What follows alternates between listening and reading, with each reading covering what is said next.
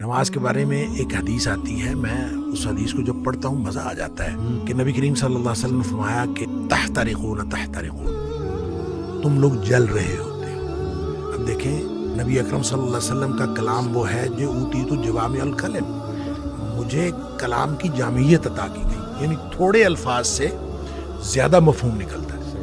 وہ اللہ کے نبی دہرا رہے ہیں تحترقون تحترقون، تم جل رہے ہو، تم جل رہے ہو، گویا گناہوں کی بھٹی میں جل رہے ہو۔ حتی اذا صلیتم الفجر، یہاں تک کہ تم فجر کی نماز پڑھ لیتے ہو، غسلتھا، وہ اس کو دھو ڈالتے ہیں۔ ثم تحترقون تحترقون، پھر تم نکلتے ہو تو پھر وہی دنیا ہے، وہی گناہ ہے، وہی آنکھیں، وہی سماعتیں، کہاں کہاں تم پھر رہے ہو اور گناہ ہو رہے ہیں۔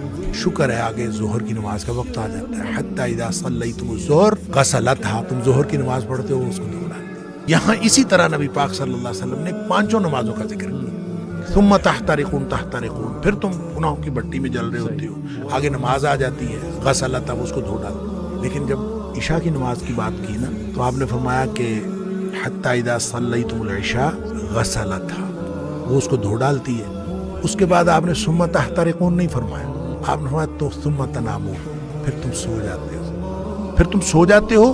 فرمایا پھر کچھ نہیں لکھا جاتا، یعنی پھر گویا وہ جو گناہ ہو رہے تھے وہ گناہ ختم ہو گئے۔ سوئے ہوئے کے آدمی کا تو کچھ نہیں لکھا جاتا، سوئے ہوئے سے قلم اٹھا لیا جاتا، تمہارے اوپر کچھ نہیں لکھا جاتا حتی تستيقظوا، جب تک تم جاگ نہ جاؤ۔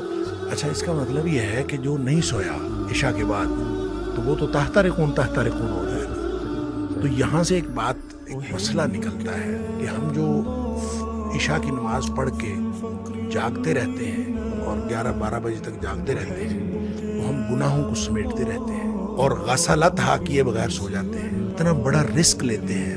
اس لیے نبی پاک صلی اللہ علیہ وسلم نے حضرت ابو ہریرہ رضی اللہ تعالیٰ عنہ کو فرمایا تھا کہ ابو ہریرہ سونے سے پہلے وتر پڑھنا نہ بھولنا۔ یہ جو وتر ہے یہ اصل میں رات کی نماز ہے، یہ عشاء کی نماز نہیں ہے، رات کی نماز ہے۔ تو جس شخص نے تو عشاء کے بعد فوراً سونا ہے وہ تو عشاء کے ساتھ پڑھ لے کہ اس نے سونا ہے اس کے بعد۔ تو جس نے نہیں سونا، رات 11-12 بجے تک جاگنا ہے، تو وہ پھر وتر نہ پڑھے، تاکہ وہ اپنے سونے سے پہلے وتر پڑھے۔ وہ جو جتنا کچھ تحترقون تحترقون ہوا ہو اس کو غسلتھا کر دے اور پھر آدمی سو جائے۔ کیا بات